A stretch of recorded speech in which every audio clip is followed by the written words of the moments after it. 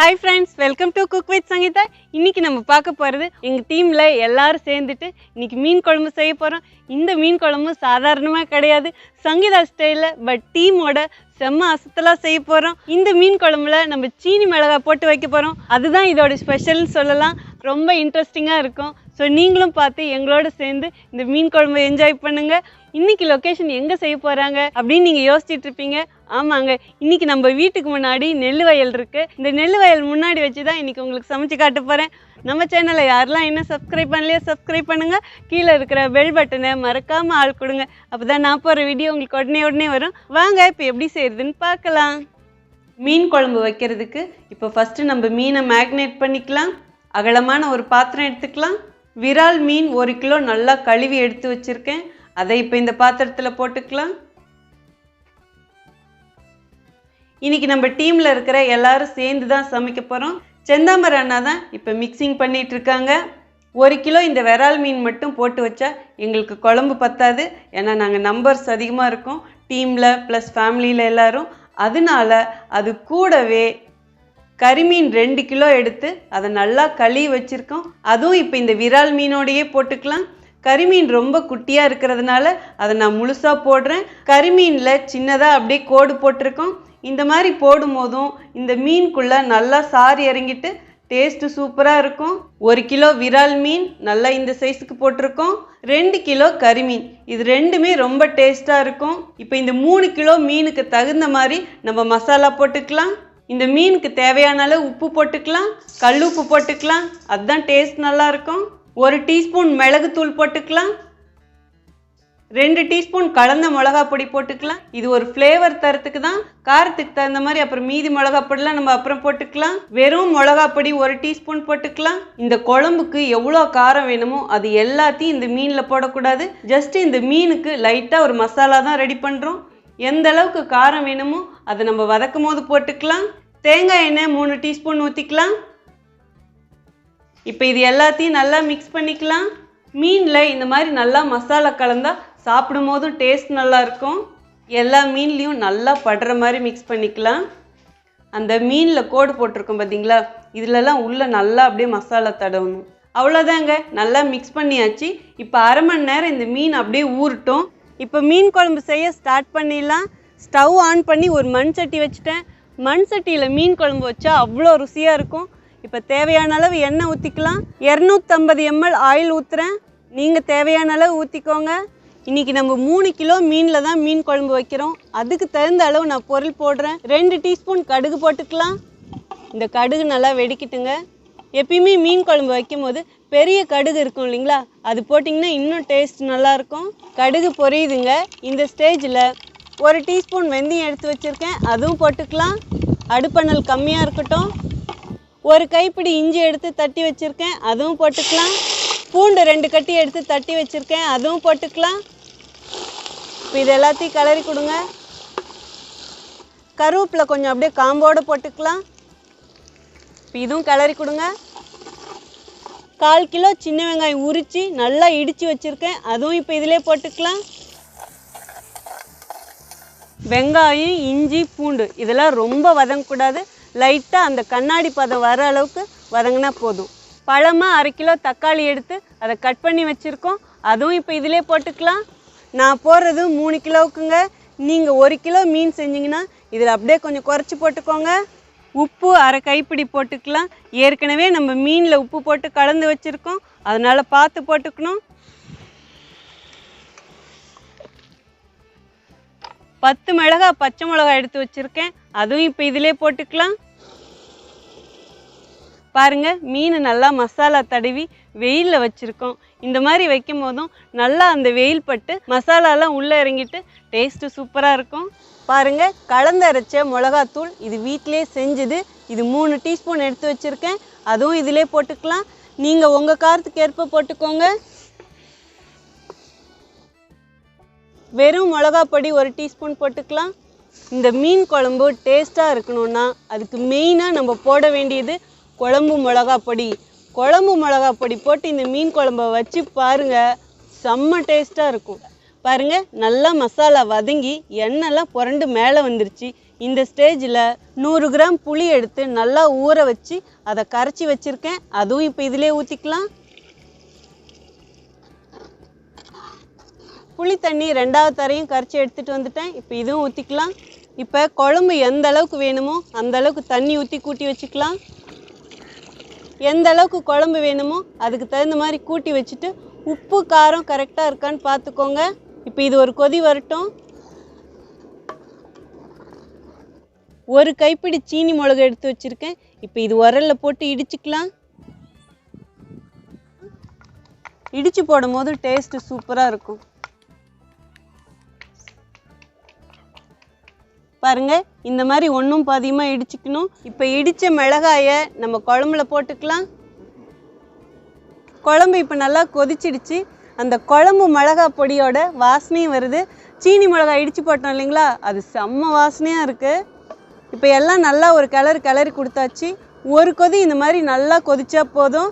இப்போ மீன் போட்டுடலாம்.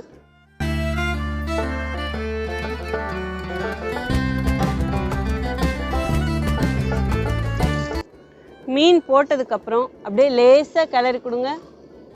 மீன் உடையக்கூடாது. இது மண் சட்டிங்கிறதுனால அப்படியே அடியில் லைட்டாக பிடிக்கும். பாருங்க, நான் அப்படியே லேசாக தான் எடுத்து கொடுக்குறேன். நான் எங்கெல்லாம் காரம் போட்டனோ அங்கே உங்களுக்கு தகுந்த மாதிரி போட்டுக்கோங்க. எங்கள் டீமில் எல்லாருமே நல்லா காரமாக சாப்பிடுவாங்க. 2வது நம்ம மீன் அதிகமாக போட்டிருக்கோம், அதனால தான் நான் அதுக்கு தகுந்த மாதிரி போட்டிருக்கேன். எப்பயுமே நம்ம டீமில் குக் பண்ணும்போது கொஞ்சம் அதிகமாக தான் குவான்டிட்டி குக் பண்ணுவோம். அடுப்பணல் ஃபுல்லாகவே இருக்கட்டும். இது ஃபஸ்ட்டு ஒரு கொதி வரட்டும்.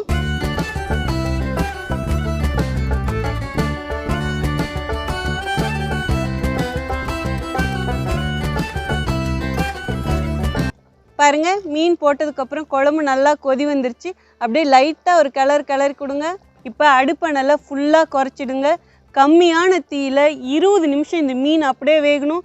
மீன் போட்ட உடனே அடுப்பை ஆஃப் பண்ணிடலாம் அப்படின்னு செய்யவே கூடாது. அந்த மீனில் மசாலா இறங்கியே இருக்காது.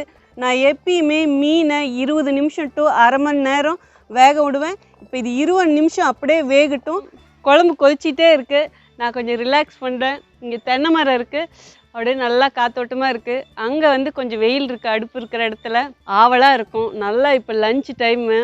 மீன் குழம்பு ரெடி ஆகட்டும். இன்றைக்கி ஒரு பிடிக்க போகிறோம் எல்லோரும் சேர்ந்து. நீங்களும் தான் எங்களோட சாப்பிட போகிறீங்க. பார்த்துக்கிட்டே நல்ல மீன் குழம்பு வாசம் வருது. மீன் குழம்பு கொஞ்சம் சுண்டி இருக்குது. ஆனால் 10 நிமிஷம் தான் முடிஞ்சிருக்கு. இன்னும் 10 நிமிஷம் இருக்கணும். அப்படியே லேசாக கிளறி கொடுங்க. நம்ம 20 நிமிஷம் வரைக்கும் கிளறாமையே இருந்தால் அடி பிடிக்கும். அதனால் இடையில இங்கே பாருங்கள், அப்படியே லைட்டாக அப்படி எடுத்து கொடுக்கணும். இன்னும் 10 நிமிஷத்துக்கு குறைஞ்ச தீயிலே கொதிக்கட்டும்.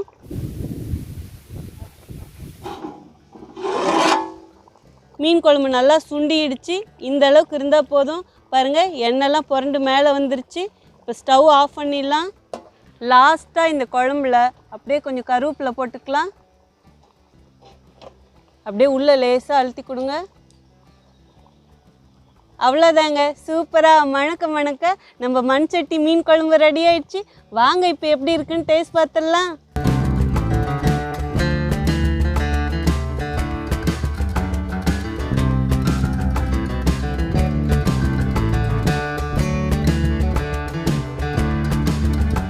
சோறும் மீன் குழம்பும் ரெடி ஆயிடுச்சு. இப்போ சாப்பிட்டு பார்த்துடலாம். அவ்வளோதாங்க, சூப்பராக ரெடி ஆயிடுச்சு. இன்றைக்கி நம்ம டீமில் நானும் செந்தாமரை தான் சாப்பிட்டு காட்ட போகிறோம். இப்போ சாப்பிட்ருவோம். மீனை ஒரு பிடி பிடிச்சிடலாம். உங்களுக்கு தெரியுதா? குண்டு சோறில் நல்லா பிசைஞ்சு ஒரு பிடி பிடிச்சிருவோம். நீங்களும் வாங்க சாப்பிட்லாம். ஆஹா, அருமைங்க. நல்லா இது கேரளா ரைஸு செம்மையாக இருக்குது. இதுக்கு புளிப்பு காரம் எல்லாம் கரெக்டாக இருக்குது. நீங்கள் நினச்சிருக்கலாம் மிளகா போட்டால் மிளகா பொடி போடுறா, அப்புறமா அந்த சீனி மிளகா போட்டால் என்னென்னமோ மிளகா போடுறாளே, இதெல்லாம் இவ்வளோ காரமாக இருக்கும் அப்படின்னு நினச்சிருக்கலாம். இல்லைங்க, நம்ம மீன் நிறைய போட்டோம் இல்லைங்களா, சூப்பராக இருக்குது, கரெக்டாக இருக்குது. அண்ணா எப்படி என்ன இருக்குது? சூப்பர். மீன் குழம்பு அடிப்பொலி. இப்போ மீன் சாப்பிட்டு பார்த்துருவோம். மீனில் நல்லா மசாலா இறங்கியிருக்கு. ஆஹா, ஓஹோ, ஃப்ரெஷ்ஷான மீனோட டேஸ்ட்டே தனி தாங்க. இது ஃப்ரெஷ்ஷாக ஆற்றுலேருந்து பிடிச்சிட்டு வந்து கொடுத்தாங்க. அவ்வளோ ருசியாக இருக்குது. அப்படியே சோறு மாதிரின்னு சொல்லுவாங்களே அந்த மாதிரி இருக்குது இந்த மீன். ஆனால் ஃப்ரெஷ்ஷாக இருக்கிறதோட டேஸ்ட் தெரியுதுல்ல. சூப்பராக இருக்குது. ஆற்று மீன் தானே, நல்லா சூப்பராக இருக்குது. செம்மையாக இருக்குது. காரம்லாம் தெரியவே இல்லை. முழு மீன் கறி மீன்னா அவ்வளோ டேஸ்ட்டாக இருக்கும். பொரிச்சாலும் நல்லாயிருக்கும், குழம்புல போட்டாலும் நல்லாயிருக்கும். இப்போ இந்த மீனையும் சாப்பிட்டு பார்த்துருவோம்.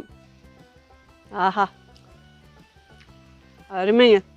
மீன் குழம்புனா யாருக்கு தாங்க பிடிக்காது? நான்வெஜ் பிடிக்கிற எல்லாத்துக்கும் மீன் குழம்பு பிடிக்கும். நான் வந்து குவான்டிட்டி அதிகமாக போட்டிருக்கேன். நீங்கள் கம்மியாக எடுத்திங்கன்னா நான் போட்ட பொருள்லையே கொஞ்சம் குறைச்சிட்டு பட் இதே ஸ்டைல்லே செஞ்சு பாருங்கள். சங்கீதா ஸ்டைலுங்க, செம்மையாக இருக்கும். நீங்களும் இதே மாதிரியே ட்ரை பண்ணி பாருங்கள். சரிங்க, எங்கள் ஹஸ்பண்ட் கேமராவில் இருக்கார், கொலை வெறியில் இருக்கார். ஸோ நாங்கள் 2 பேரும் ஒரு கட்டு கட்டுறோம். நீங்களும் இதே மாதிரி உங்கள் வீட்டில் செஞ்சு சாப்பிட்டு மறக்காமல் எப்படி இருக்குன்னு சொல்லிவிட்டு கமெண்ட் பாக்ஸில் சொல்லுங்கள். என்னங்க சொல்கிறது, உங்களை பார்க்க வச்சுட்டு சாப்பிட்றமேங்கிற மன கஷ்டம்தான் நொழிஞ்சு மற்றபடி ஜாலியாக ஹாப்பியாக இருக்குது. இன்றைக்கி ரொம்ப டிஃப்ரெண்ட்டான அட்மாஸ்பியரில் செஞ்சு காமிச்சிருக்கேன். வேறு எங்கேயுமே போகல. எங்கள் வீடு, வாசல், நெல் வயல். ஸோ இதில் சமைச்சு சாப்பிட்டா எப்படி இருக்கும்? காத்தோட்டமாக இந்த வெளியில் நின்று சாப்பிட்றது எனக்கு ரொம்ப பிடிக்கும். ஸோ உங்களுக்கு இந்த வீடியோ பிடிச்சிருந்தா மறக்காமல் ஃபஸ்ட்டு என்ன பண்ணோன்னா லைக் பண்ணும். ரொம்ப ரொம்ப உங்களுக்கு பிடிச்சிருக்கு. இந்த சங்கீதா பிள்ளையும் இந்த செந்தாமரை அண்ணாவும் சூப்பராக செஞ்சுருக்காங்க அப்படின்னு நீங்கள் நினச்சிங்கன்னா என்ன செய்யணும்? உங்கள் ஃப்ரெண்ட்ஸ் அண்ட் ஃபேமிலிக்கு ஷேர் பண்ணணும். சொல்லுங்கண்ணா, உங்கள் ஃப்ரெண்ட்ஸுக்கு ஃபேமிலிக்கு ஷேர் பண்ணுங்க. ஓகே, அவருக்கு வந்து மலையாளம், ஸோ அதனால் சரியாக தமிழ் தெரியாது. ஆனாலும் அவர் பேசுகிற தமிழ் ரொம்ப அழகாக இருக்கும். ஸோ உங்களுக்கு இந்த வீடியோ பிடிச்சிருக்கு நான் நம்புகிறேன். எங்களுக்கு தெரிஞ்ச மாதிரி நாங்கள் செஞ்சு காமிக்கிறோம். எங்களுக்கு அவ்வளோதான் தெரியும். உங்களுக்கு இதில் ஏதாவது ஐடியா இருந்தால் ப்ளீஸ் கமெண்ட் பாக்ஸில் சொல்லுங்கள். அடுத்ததாக உங்களுக்கு என்ன ரெசிபி வேணும், எங்கள் சரௌண்டிங் இருக்கிற இடத்துல டிஃப்ரெண்ட் லொக்கேஷனில் காட்டணும்னு எனக்கு ஆசை. ஸோ என்னால் முடிஞ்ச வரைக்கும் நான் கவர் பண்ணுறேன். ஆனால் உங்களுக்கு என்ன ரெசிபி வேணும் அப்படிங்கிறத ப்ளீஸ் நீங்கள் கமெண்ட் பாக்ஸில் சொல்லுங்கள். இதே மாதிரியே தொடர்ந்து உங்கள் அன்பும் ஆதரவும் கொடுத்துக்கிட்டே இருங்க. ஸோ மேலும் நாங்கள் எங்களால் முடிகிற அளவுக்கு உங்களுக்கு பெஸ்ட்டாக கொடுத்துக்கிட்டே இருக்கோம். அடுத்த ஒரு நல்ல ரெசிபியில் உங்களை சந்திக்கலாம். Until then, see you, bye bye, love you all.